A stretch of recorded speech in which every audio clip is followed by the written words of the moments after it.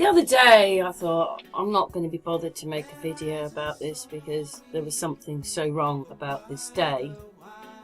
But what it is I saw some videos which the people for a few minutes are saying that this shooter, I mean, I wasn't even sure if the whole thing was real.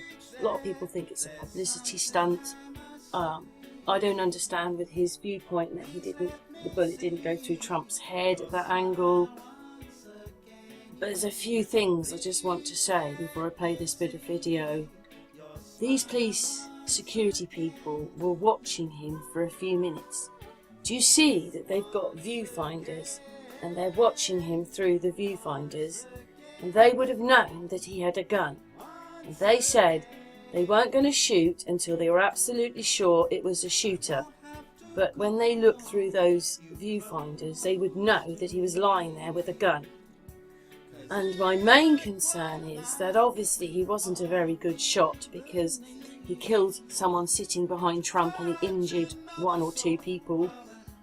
That when he points that gun, where they're going, oh, we have to make sure that he is, got a gun and he's going to shoot.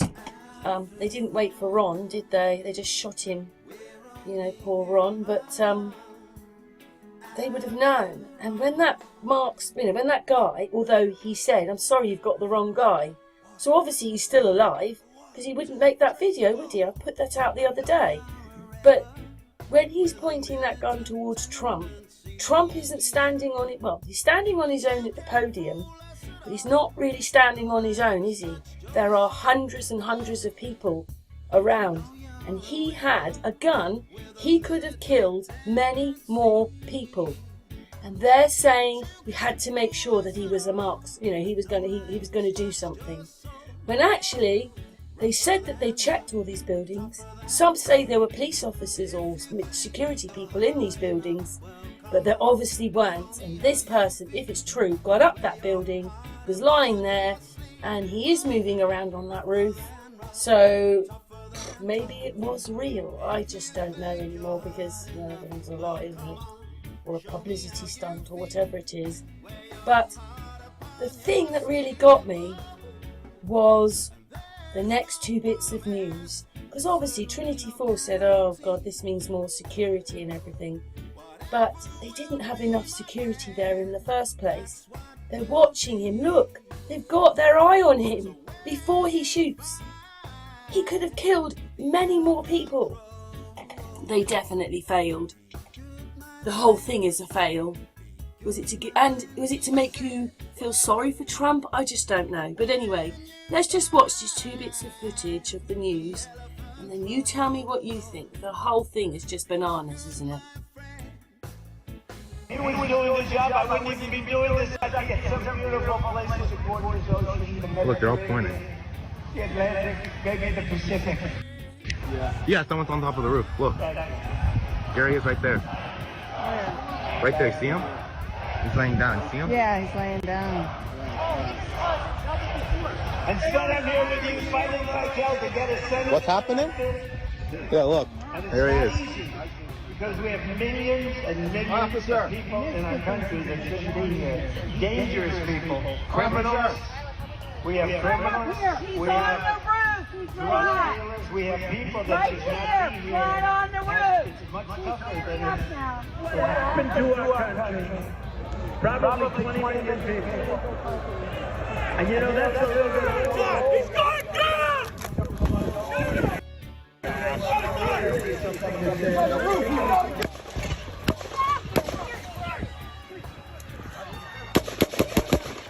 Stay over here. He's on top of the roof. Don't go over there. Noticed a guy crawling,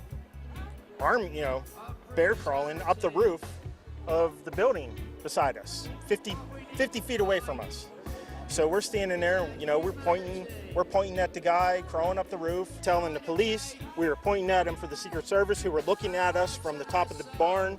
They were looking at us the whole time when we were standing by that tree. Could they see binoculars? Could they see it? Probably not, because the roof, the way the slope went, he was behind where they could see.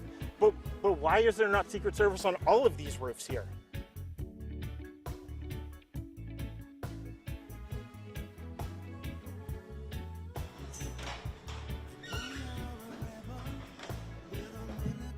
So we are confident in these security plans that are in place for this event, and we're ready to go.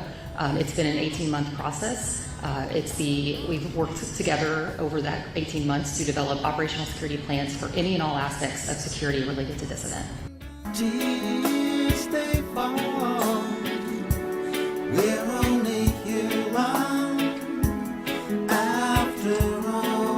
It is exactly what these counter snipers trained to do, but this was the first time in history, according to a former senior agent, that a Secret Service sniper killed a would-be assassin, but clearly a shot too late.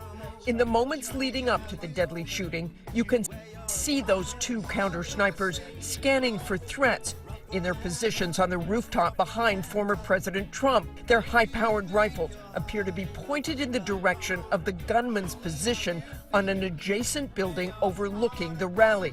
Within seconds, chaos.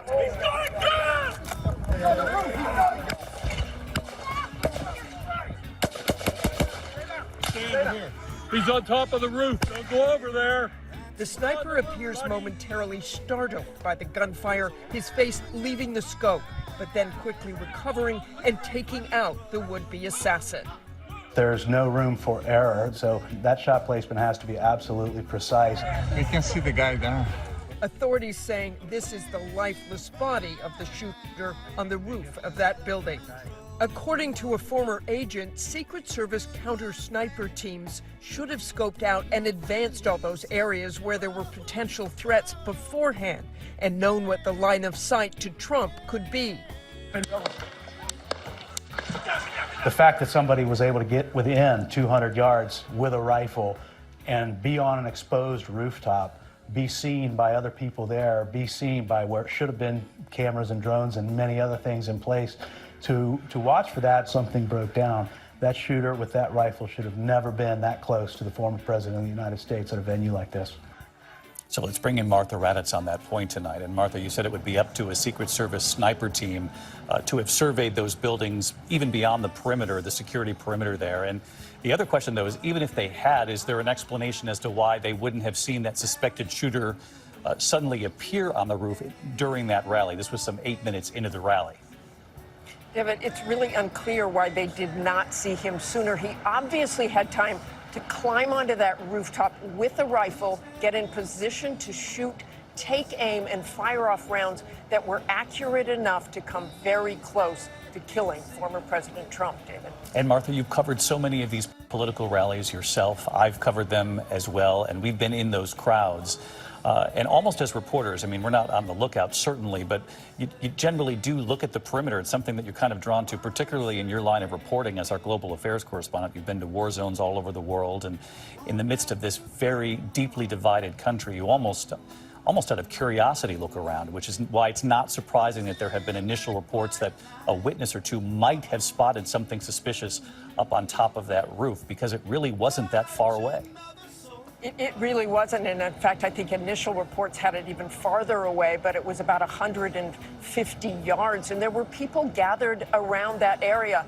I'm in Washington, D.C. I see the president all the time, and motorcade, so just as you say, David, we're very aware of that, and ourselves looking around in that kind of environment, and witnesses do say they saw the shooter somewhere near that rooftop, David. And you have to wonder, Martha, before I let you go, about the political campaign moving forward, really for both campaigns and how these rallies, certainly the temperature, if the rhetoric is dialed back at all, given the calls from both the Trump campaign and the Biden campaign tonight, but from a security perspective, how that will change moving forward as well.